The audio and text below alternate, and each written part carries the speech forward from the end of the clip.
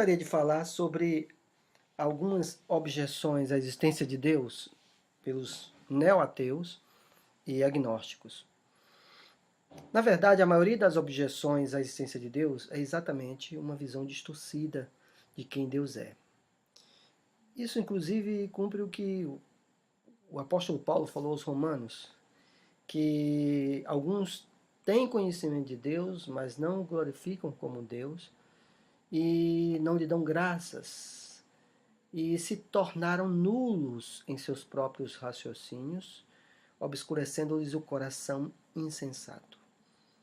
Isso quer dizer que a maioria dessas pessoas que não creem em Deus é exatamente uma má imagem de Deus. É um pouco conhecimento de quem Deus é.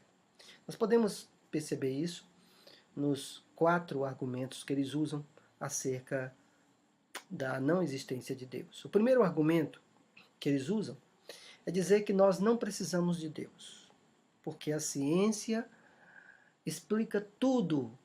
Ela é capaz de explicar todas as respostas que o ser humano tem. Os ateus e agnósticos defendem que nós não precisamos de Deus para nenhuma das perguntas que o homem tem. A ciência pode nos dar todas as respostas, ou seja, a ciência é onipotente. O erro dessas pessoas é levar a ciência a um nível de um dogma e confundir ciência com teorias. Ciência, propriamente dita, com teorias. Karl Popper, um filósofo da ciência, ele diz que a ciência precisa ter um rigor de observação a ponto de ter meios para testes empíricos em todas as etapas. Em todas as etapas, a ponto de poder fazer testes, inclusive negativos, que ele chamou de falseabilidade. Mesmo assim, existem muitos questionamentos que a ciência ainda não tem resposta. Primeiro exemplo, a origem de todas as coisas. A origem da matéria, a origem do tempo, como as coisas vieram a existir, como o mundo, o cosmos, veio a existir, como ele surgiu. A ciência não tem uma resposta definitiva, não tem provas científicas no rigor de Karl Popper para afirmar que essas teorias são verdadeiras. Ou seja, a ciência não tem resposta para a origem de todas as coisas. Depois, a origem da própria vida, a complexidade da vida. A ciência não tem respostas.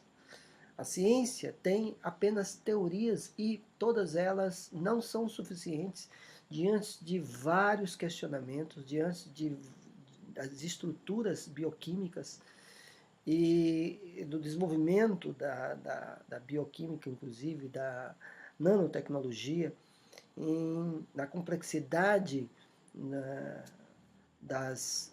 dos meios para que haja vida. Então, a ciência não tem resposta para a origem da vida. Terceiro, a ciência não tem resposta para a origem da moralidade humana. O homem que se sente responsável do bem e do mal, o homem poder escolher o bem e o mal, o homem de ser julgado mediante os seus atos. A ciência não tem resposta para a origem da moralidade, da linguagem humana, a comunicação, a forma linguística que cada ser humano tem. A ciência não tem resposta para a origem da linguagem, a origem dos aspectos linguísticos. Então, esses aspectos, a ciência não tem resposta. E que nós podemos responder de uma forma satisfatória somente em Deus. O segundo argumento, a objeção, ou a segunda objeção à existência de Deus, que é o segundo argumento, é que eles afirmam que o mundo é mau e mal organizado e não tem espaço para a ideia de Deus, segundo eles. Eles confirmam a famosa frase de um filósofo grego chamado Epicuro. Epicuro afirmava o seguinte: se Deus deseja prevenir o mal, mas não é capaz, então ele não é onipotente. Se Deus é capaz, mas não deseja, então Deus é malevolente. Se Deus é capaz e deseja, então por que o mal existe? Se Deus não é capaz e nem deseja, por que lhe chamamos Deus? Essa famosa frase de Epicuro, ela tem influenciado de uma forma bem contundente os neoateus e agnósticos. O que impressiona com tudo isso é que essas pessoas, de uma certa forma, elas têm uma noção, uma ideia de quem Deus é. Essas pessoas, Deus é sábio, Deus é poderoso e Deus é bom, e por isso eles acham incoerente esse mundo que é mal organizado, as pessoas que são más, eles acham que é incoerente esse Deus com essa terra mal organizada, com essas pessoas más. É muito interessante. Então eles têm, de uma certa forma, a ideia de Deus. O problema é que não é a existência de Deus que está em jogo aqui, mas é o conceito errado de quem Deus é. Por exemplo, começando pelo próprio Epicuro. Epicuro, ele tinha uma ideia de Deus como os deuses gregos, os demais deuses gregos. Os deuses gregos eram falhos, humanizados e imediatistas. Para Epicuro, então, Deus seria da mesma forma. No entanto, Deus não é falho, humano e nem imediatista. Deus, ele tem um plano diferente dos humanos. Os planos de Deus, os pensamentos de Deus não são os nossos pensamentos, diz a Bíblia. E em toda a Bíblia, a revelação de Deus demonstra que esse Deus transforma o caos em ordem.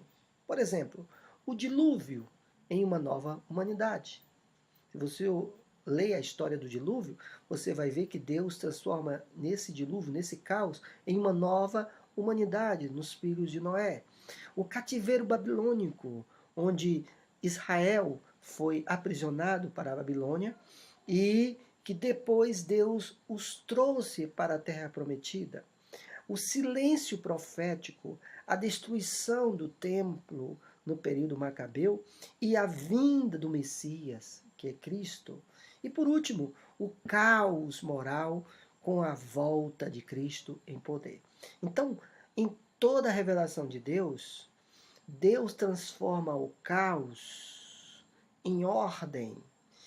E o simples fato de achar que o mundo é mau, que as pessoas são más, que realmente concordo que as pessoas são más, mas que isso seja um argumento para não crer em Deus, não é suficiente. O terceiro argumento que os ateus usam, e agnósticos usam também, é que as religiões são a causa de muitos males e guerras. Eles afirmam que a religião é o mal do mundo. E devemos notar uma coisa interessante, é que isso não tem a ver com a existência de Deus. Isso não tem a ver com a existência de Deus.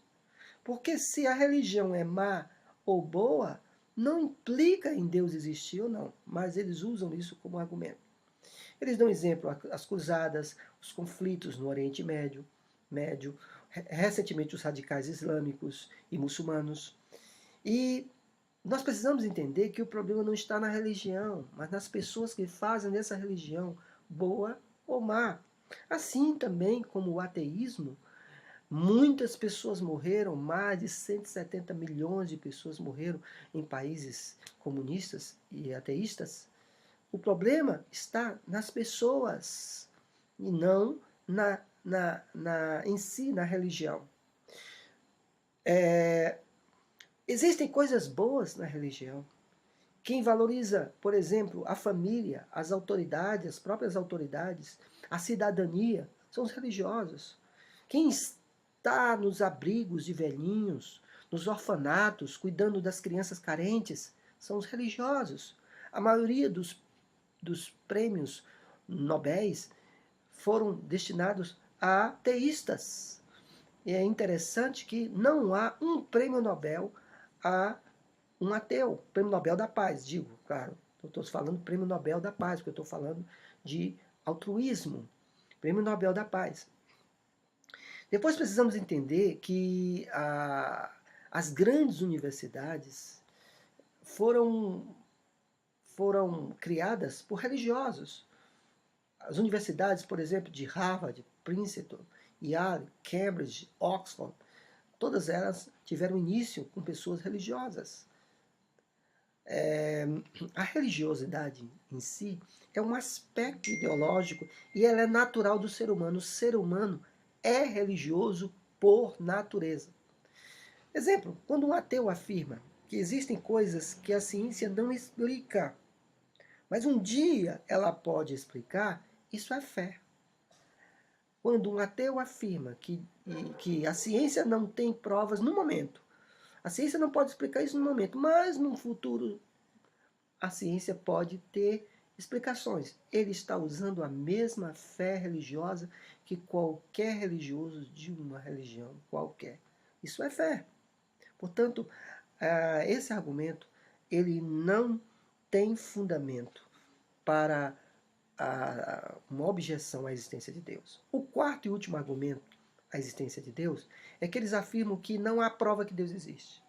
Isso é um argumento usado muito quando as pessoas estão conversando e eles afirmam logo, me dá uma prova da existência de Deus. Nós precisamos entender a diferença entre evidência e prova. Prova é um dado inquestionável. Quando alguém diz, eu tenho uma prova, é exatamente quando ninguém pode questionar, porque ele tem uma prova. Evidência é diferente. Evidência é um conjunto de dados que pode levar a uma prova. Às vezes, pouquíssimas evidências podem levar a uma prova. Por exemplo, vou dar um exemplo, num crime, por exemplo. Aconteceu um crime, ninguém sabe quem é, os profissionais vão ao local do crime e eles não têm provas, mas eles vão procurando evidências. Eles acham um cabelo aqui, eles acham uma pegada aqui, eles acham uma outra evidência ali, e esse conjunto de evidências vai formar uma prova que aquela pessoa é culpada ou não. Então, existem várias evidências da existência de Deus que formam provas da existência. Por exemplo, a sintonia fina do universo. Vários cientistas demonstram que o universo ele está numa posição para que a Terra tenha vida. A posição do Sol, da Terra na Via Láctea, o tamanho, a distância da Lua, a gravidade, vários aspectos físicos da Terra e do universo demonstram uma sintonia fina para que haja vida. Sequências numéricas no universo, como a sequência de Fibonacci. A sequência de Fibonacci tem em várias frutas, no ser humano, nas galáxias, demonstram uma inteligência por trás, máquinas biológicas e celulares dentro do corpo humano, informação de alto nível e códigos genéticos no DNA, máquinas dentro das células capazes de fazer coisas incríveis. Isto demonstra uma inteligência, essas várias evidências demonstram provas da existência de Deus. Afinal de contas, ninguém iria querer uma foto 3x4 de Deus ou alguém tirando um selfie com Deus. Isso aí é um absurdo. Mas exatamente são essas evidências que provam a existência de um ser supremo, de um ser poderoso, de um ser acima de todas as coisas. Bem, eu gostaria então de falar sobre essas objeções, dizendo que elas não são suficientes para dizer que Deus não existe.